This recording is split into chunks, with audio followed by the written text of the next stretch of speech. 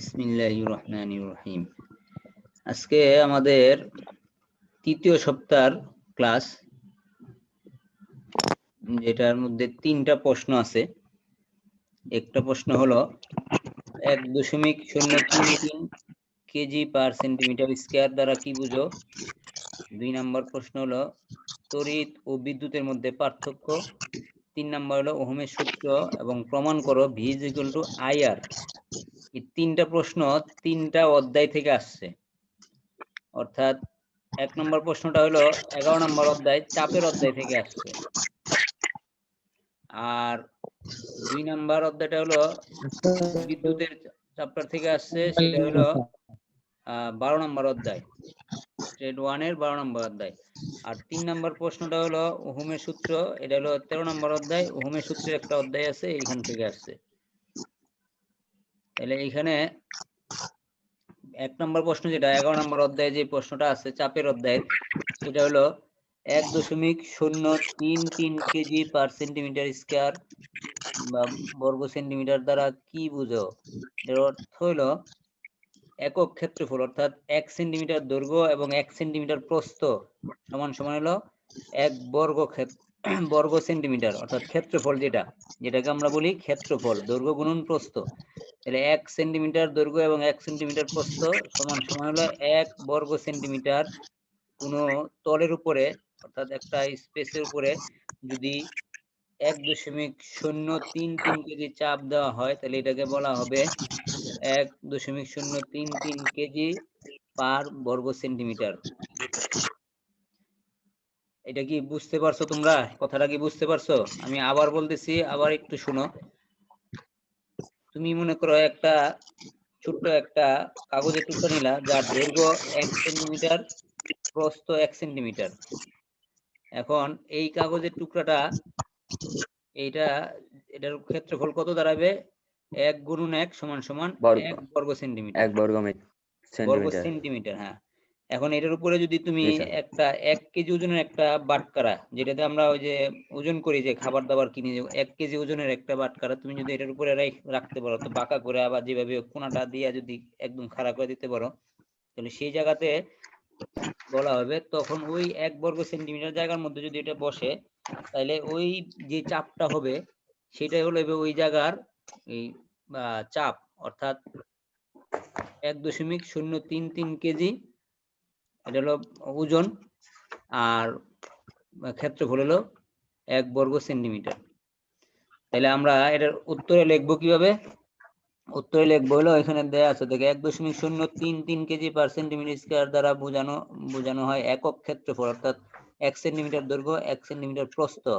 আমি বিষয় নিয়ে দৈর্ঘ্য প্রস্থ লিখতে ভুলে গেছি, লেখা হয় নাই। তোমরা এটা লেখার সময় লিখবা 1 সেন্টিমিটার দৈর্ঘ্য এবং 1 সেন্টিমিটার প্রস্থ, অর্থাৎ 1 বর্গ সেন্টিমিটার কোন তলের উপরে 1.33 কেজি চাপ আছে, এটা বোঝা যায়। ঠিক আছে, বুঝতে পারলা? জি স্যার। জি স্যার। আচ্ছা, তারপরে প্রশ্নটা হলো আমাদের 12তম অধ্যায়ের চ্যাপ্টার, অর্থাৎ এটা হলো বিদ্যুতের চ্যাপ্টার। এখানে প্রশ্ন করা হয়েছে বিদ্যুৎ এবং তড়িতের মধ্যে পার্থক্য কি। খুব সূক্ষ্ম একটা পার্থক্য হয়, যার জন্য এখানে এটার পার্থক্য, দুইটা পার্থক্য লেখা হয়েছে। তোমরা এটা পাইবা হলো ট্রেড 1 এর 12তম অধ্যায়ের থেকে পাইবা। আমি এখানে যে দুইটা পার্থক্য লিখছি, একটা হলো তড়িতের ক্ষেত্রে লিখছি কি, তড়িৎ হলো মূলত এক প্রকার অদৃশ্য শক্তি, এটা হলো অদৃশ্য শক্তি। আর তড়িৎ এক প্রকার শক্তি যাহা অন্য শক্তিতে রূপান্তরের মাধ্যমে কাজ করা হয়, অর্থাৎ এটা শক্তি রূপান্তরের মাধ্যমে কাজ করা, বিদ্যুৎ শক্তিতে রূপান্তর করা হয় আর কি। আর বিদ্যুতের সংজ্ঞায় বলা হয়েছে পরিবাহীর ভিতরে, অর্থাৎ যেগুলোর মধ্যে দিয়ে বিদ্যুৎ প্রবাহিত হতে পারে, যেমন লোহা, তামা, স্বর্ণ, যেগুলো আমরা বৈদ্যুতিক তারের মধ্যেও দেখি, অ্যালুমিনিয়াম, এইগুলো হলো পরিবাহী, যেগুলোর মধ্যে দিয়ে বিদ্যুৎ প্রবাহিত হতে পারে। তাহলে এই পরিবাহীর ভিতর দিয়ে ইলেকট্রন প্রবাহের হারকে ইলেকট্রিক কারেন্ট বলে। আবার বলতেছি, পরিবাহীর ভিতর দিয়ে ইলেকট্রন প্রবাহের হারকে ইলেকট্রিক কারেন্ট বলে। এখানে আমি দুইটা সংজ্ঞা বলছি, কিন্তু খেয়াল করো। একটা হলো পরিবাহী। পরিবাহী কাকে বললাম? যার ভিতর দিয়ে বিদ্যুৎ প্রবাহিত হতে পারে তাহাকে পরিবাহী বলে। আর বিদ্যুৎ ইলেকট্রিক কারেন্ট বলা হয় যার এই যে পরিবাহী আছে এর ভিতরে যে ইলেকট্রন আছে এর যে প্রবাহের হার, প্রতি সেকেন্ডে কি পরিমাণ ইলেকট্রন প্রবাহিত হয়, এই হারকে, প্রবাহের হারকে কারেন্ট বলে। এই কারেন্টের একক হলো এম্পিয়ার। এই দুইটা পার্থক্য আমরা এখানে দিব। তাহলে এখানে কারেন্ট কাকে বলে, পরিবাহী কাকে বলে, এবং কারেন্টের একক কি বলা হলো, যেটা আমার ওহমের সূত্রের মধ্যে যে কাজে লাগবে। তাহলে এখান থেকে কারেন্টের একক কি বলি আমরা? কারেন্টের একককে কি বলি বলো তো দেখি একজন? এম্পিয়ার। এম্পিয়ার। হ্যাঁ, আজাদ বলতে পারো কারেন্টের একক কি? কারেন্টের একক এম্পিয়ার স্যার। এম্পিয়ার। এম্পিয়ার। হ্যাঁ, ঠিক আছে। আর পরিবাহী কাকে বললাম? যে যার ভিতর দিয়ে বিদ্যুৎ প্রবাহিত হতে পারে, তাকে, তাই সেটা হলো বিদ্যুৎ পরিবাহী। যেমন লোহার ভিতর দিয়ে বিদ্যুৎ প্রবাহিত হয়। এখন তোমার কাছে যদি একটা কাঠের টুকরা থাকে, এটা যদি তুমি কারেন্টে লাগাও তোমার কিন্তু শর্ট করবে না, তাই না? তাহলে কাঠ কিন্তু পরিবাহী না, অপরিবাহী, তাই না? জি স্যার। পরিবাহী। হ্যাঁ, কাঠ হলো অপরিবাহী। আর তোমার হাতে যদি এক হাতে যদি একটা লোহার দণ্ড থাকে, আরেক হাতে যদি একটা কাঠের দণ্ড থাকে, তাহলে তুমি কারেন্টের মধ্যে যদি টাচ করো কাঠের দণ্ড দিয়া, তাহলে তোমাকে কারেন্টে শর্ট করবে না। কিন্তু লোহার দণ্ড দিয়ে যদি টাচ করো তাহলে শর্ট করবে। তাহলে যেটা দিয়ে টাচ করলে শর্ট করতেছে, অর্থাৎ কারেন্ট প্রবাহিত হইতে পারতেছে, সেটাকে বলবো আমরা পরিবাহী। বোঝা গেল? জি স্যার। আচ্ছা। আর যার ভিতর দিয়ে কারেন্ট প্রবাহিত হইতে পারে না তাকে বলা হয় অপরিবাহী। তাহলে পরিবাহী, অপরিবাহী আমরা বুঝলাম। এবং কারেন্ট কি? কারেন্ট হলো এই যে পরিবাহীর ভিতর দিয়ে ইলেকট্রন যে প্রবাহিত হয় এর হারকে কারেন্ট বলে। আর কারেন্টের একককে কি বলে? এম্পিয়ার। এম্পিয়ার। কি? এম্পিয়ার। ঠিক আছে। তাহলে আমরা এই দুইটা পার্থক্য দিব এখান থেকে। তারপরে যে চ্যাপ্টারটা, সেটা হলো ওহমের সূত্র। একটা চ্যাপ্টার আছে 13তম অধ্যায়, টেড 1 এর। এখানে দুইটা ইম্পর্টেন্ট প্রশ্ন, এখানে দুইটা প্রশ্ন আছে। একটা হলো ওহমের সূত্রটা লিখতে হবে, আর একটা হলো প্রমাণ করতে হবে V = IR। ওহমের সূত্রটা হলো এখানে দেওয়া আছে, দেখো। স্থির তাপমাত্রা, অর্থাৎ তাপমাত্রা স্থির থাকবে, তাপমাত্রা বাড়বে না। স্থির তাপমাত্রা কোন পরিবাহী, আমি একটু আগে পরিবাহী সংজ্ঞা বলছি। কি বলছি পরিবাহী সংজ্ঞা? আজাদ বলো তো, পরিবাহী কারে বললাম? পরিবাহী যার ভিতর দিয়ে বিদ্যুৎ প্রবাহ করতে পারে। হ্যাঁ, গুড। হ্যাঁ, তাহলে এখন দেখো ওহমের সূত্রটা প্রয়োগ করতে হলে পরিবাহী হইতে হবে। তাহলে পরিবাহীর ক্ষেত্রে কি লিখতেছে? স্থির তাপমাত্রায় কোন পরিবাহীর ভিতর দিয়ে যে বিদ্যুৎ, অর্থাৎ কারেন্ট, এটাকে আই দ্বারা প্রকাশ করে, বড় হাতের আই, কারেন্টকে আই দ্বারা প্রকাশ করা হয়। কারেন্ট প্রবাহিত হয় তাহা ওই পরিবাহীর দুই প্রান্তে বিভব বৈষম্যের, অর্থাৎ ভি এর, অর্থাৎ ভোল্টেজ, যেটাকে আমরা বলি ভোল্টেজের সমানুপাতিক হয়, এবং পরিবাহীর রেজিস্ট্যান্সের সাথে উল্টানুপাতিক হয়। তাহলে এখানে কয়েকটা শব্দ আসছে। এখানে আগে আমি দেখাইতেছি, তোমাদেরকে মনে রাখতে বলবো। সেটা হলো কারেন্টকে আই দ্বারা প্রকাশ করা হয়, তারপরে ভোল্টেজকে ভি দ্বারা প্রকাশ করা হয়, রেজিস্ট্যান্সকে আর দ্বারা প্রকাশ করা হয়। এখানে তিনটা সংকেত দেওয়া হয়েছে, ঠিক আছে? কারেন্টকে কি দ্বারা প্রকাশ করে? আই দ্বারা। ভোল্টেজকে ভি দ্বারা। হ্যাঁ, আর রেজিস্ট্যান্সকে আর দ্বারা। হ্যাঁ। এখন কোন জায়গায় যদি আর লেখা থাকে তাহলে আমরা বুঝবো কি এখানে কি বলছে? রেজিস্ট্যান্স বলছে, তাই তো? জি স্যার। আর কোন জায়গায় যদি আই লেখা থাকে, বড় হাতের আই, তাহলে বুঝবো কি এখানে কারেন্ট লিখছে। কারেন্ট। তাহলে ওহমের সূত্রের মধ্যে বলা হলো যে স্থির তাপমাত্রা কোন পরিবাহীর ভিতর দিয়ে যে বিদ্যুৎ প্রবাহিত হয়, অর্থাৎ আই কারেন্ট প্রবাহিত হয়, তাহা ওই পরিবাহীর দুই প্রান্তে বিভব পার্থক্যের, অর্থাৎ ভোল্টেজের সমানুপাতিক এবং রেজিস্ট্যান্সের উল্টানুপাতিক। এখন সমানুপাতিক জিনিসটা কি আর উল্টানুপাতিক জিনিসটা কি, এটা বলতেছি শুনো। সমানুপাতিক হলো সমান সমান, অর্থাৎ কারেন্ট বাড়লে ভোল্টেজও বাড়বে, কারেন্ট কমলে ভোল্টেজও কমবে। সমানুপাতিক বোঝা গেল? সমান সমান, অর্থাৎ কারেন্ট যদি বাড়ে তাহলে ভোল্টেজ কি হবে? ভোল্টেজ কি হবে বলো? বাড়বে বাড়বে সমানুপাতিক ভোল্টেজ বাড়বে। বাড়বে। আর যদি কারেন্ট কমে তাহলে ভোল্টেজ কি হবে? কমবে কমবে। হ্যাঁ, মানে যে কারেন্ট যদি বাড়ে ভোল্টেজ বাড়বে, মানে বাড়া সমান সমান, কমলে দুজনেই কমবে।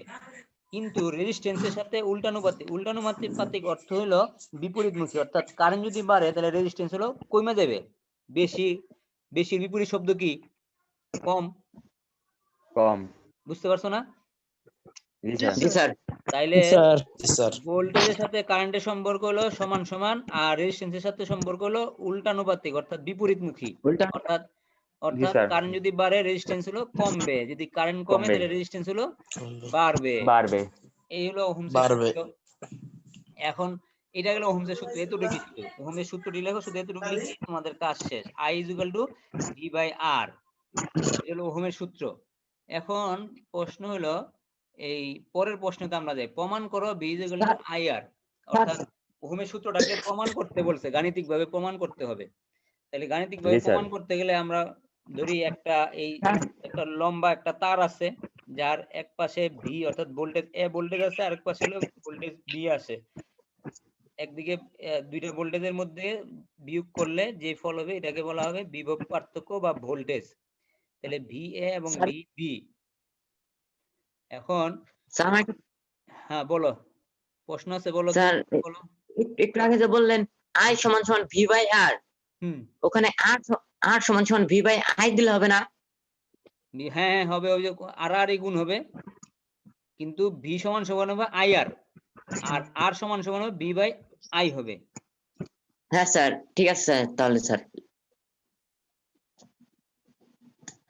আচ্ছা, ওটা প্রমাণের দিকে গেলে আমরা পরে দেখবো না এটা। আচ্ছা, এখন এই যদি কোনো বর্তনী অর্থাৎ সার্কিটের মধ্যে কারেন্ট সরবরাহ করা হয়, ভোল্টেজ V হয়, আর বর্তনী রেজিস্ট্যান্স যদি R হয় এবং তাপমাত্রা T স্থির থাকে, তাহলে ওহমসের সূত্র হলো, প্রথমেই বলা হয়েছিল ওহমসের সূত্র, স্থির তাপমাত্রায় কারেন্ট ভোল্টেজের সাথে সমানুপাতিক। এই যে প্রথম লাইনটা দেখো, ওহমের সূত্রের অনুসারে প্রথম V variable, I variable, V, এই যে মাঝখানে যে একটা ভেরিয়েবল চিহ্ন আছে, এটা হলো সমানুপাতিক চিহ্ন হিসেবে ব্যবহার করা হয়েছে। ঠিক আছে? I ভেরিয়েবল, V, I হলো ভোল্টেজের সমানুপাতিক। তাইলে I সমান, এটা হলো প্রথম অংশ। আমাদের যে আছে বা ওহমসের সূত্র আছে, ওহমসের সূত্রের মধ্যে প্রথম লাইনটা কি? স্থির তাপমাত্রায় কারেন্ট ভোল্টেজের সমানুপাতিক। এই যে দেখেন সমানুপাতিক চিহ্ন দেওয়া আছে, I ভেরিয়েবল V, এটা হলো প্রথম লাইন ওহমসের সূত্রের। বুঝতে পারতেছো এটা কই থেকে আসলো?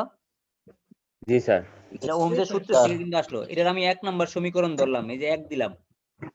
ওহমসের সূত্রের প্রথম অংশ, কারেন্ট ভোল্টেজের সাথে সমানুপাতিক যখন আর, অর্থাৎ এখানে তিনটা জিনিস থাকবে, ভোল্টেজ, কারেন্ট এবং রেজিস্ট্যান্স থাকবে।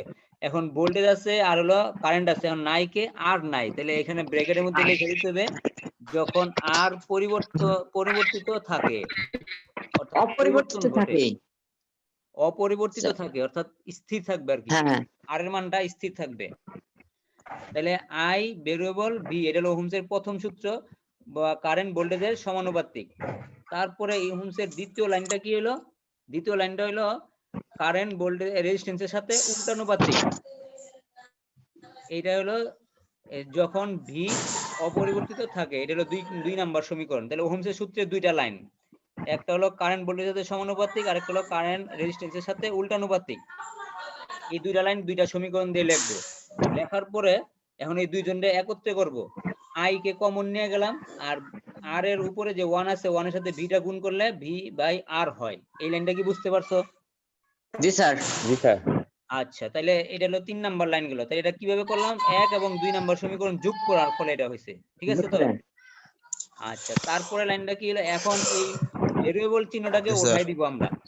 যখন এই ভেরিয়েবল চিহ্নটাকে উঠাই দিবা, এই সমানুপাতিক যে চিহ্নটা আছে, I সমানুপাতিক V/R আছে, এখন এটা আমি লিখব বলে I সমান K * V/R, অর্থাৎ K টা হলো এখানে একটা ধ্রুবক। যখন তুমি ভেরিয়েবলটা উঠাইতে চাইবা তখন একটা ধ্রুবক চিহ্ন আনতে হবে।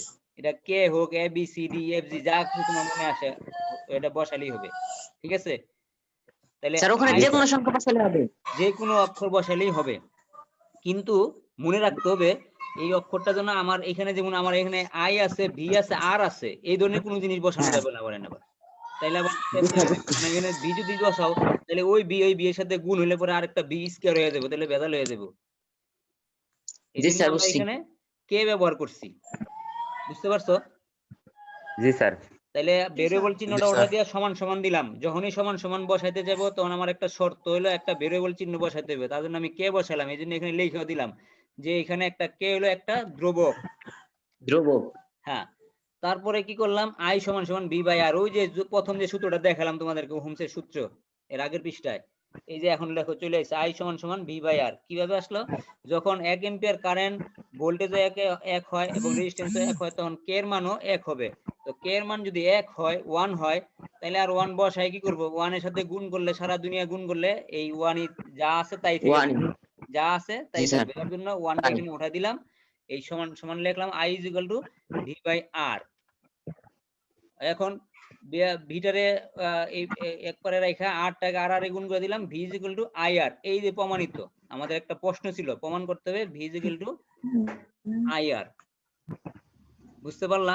তাহলে আমরা কিভাবে এটা প্রমাণ করব, এই চারটা পাঁচটা লাইন ছয়টা লাইনের মাধ্যমে জি স্যার। আমাদেরকে এই সমীকরণটা শেষ করে দিলেই প্রমাণিত হয়ে যাবে, শেষে লিখে দিবে প্রমাণিত, বাস এটাই হলো একটা উত্তর। তাহলে আমাদের এখানে হলো উত্তর হলো গিয়ে তোমার শেষে যেটা শেষ 3 নম্বর প্রশ্ন ছিল সেটা হলো হোমসের সূত্র লেখো এবং প্রমাণ করো V = IR। এই হোমসের সূত্রটা আমরা প্রথমে পড়লাম আর হোমসের সূত্র থেকে এই সমীকরণটা বাইর করে নিয়ে আসলাম V = IR। সবাই কি বুঝতে জি পারছো? স্যার। এখানে এই সমীকরণটা জি স্যার। তোমাদেরকে মুখস্থ করতে হবে, এই জি গাণিতিক স্যার। মুখস্থ করতে হবে এবং এটা বুঝা করতে হবে। প্রথম লাইনটা হলো